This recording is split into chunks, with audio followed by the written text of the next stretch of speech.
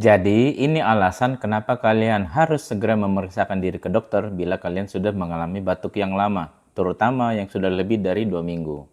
Contohnya pasien ini yang barusan selesai saya rawat. Pasien ini datang dengan keluhan batuk yang sudah lama, kemudian berat badannya turun drastis walaupun dia tidak sedang diet khusus, serta dia sering mengalami meriang waktu sore hari meskipun suhunya tidak yang terlalu tinggi.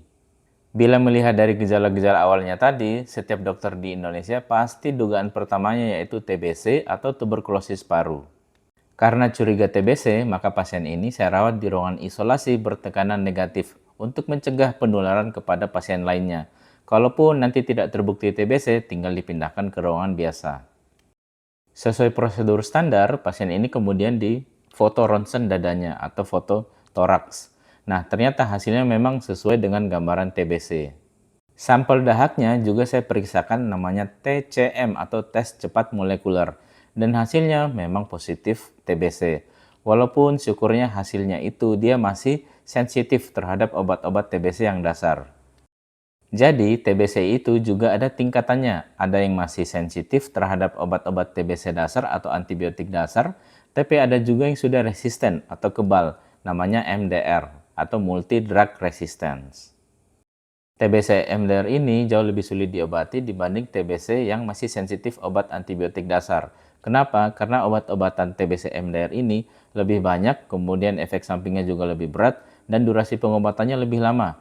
Sehingga pasien itu cenderung banyak yang putus di tengah jalan karena tidak kuat menjalani pengobatan. Karena durasinya yang lama dan efek sampingnya yang lebih besar tadi. Intinya, di negara kita ini masih banyak sekali yang menderita TBC. Kita adalah peringkat kedua terbanyak di dunia yang menderita TBC setelah India. Dan itu baru yang ketahuan. Bagaimana yang belum ketahuan, pasti jauh lebih banyak lagi. Itulah sebabnya kalau kalian atau kenalan kalian ada yang mengalami batuk lama, segera periksakan diri ke fasilitas kesehatan terdekat. Kenapa di negara kita bisa banyak yang menderita TBC? Itu sudah pernah saya jelaskan di video saya yang lain.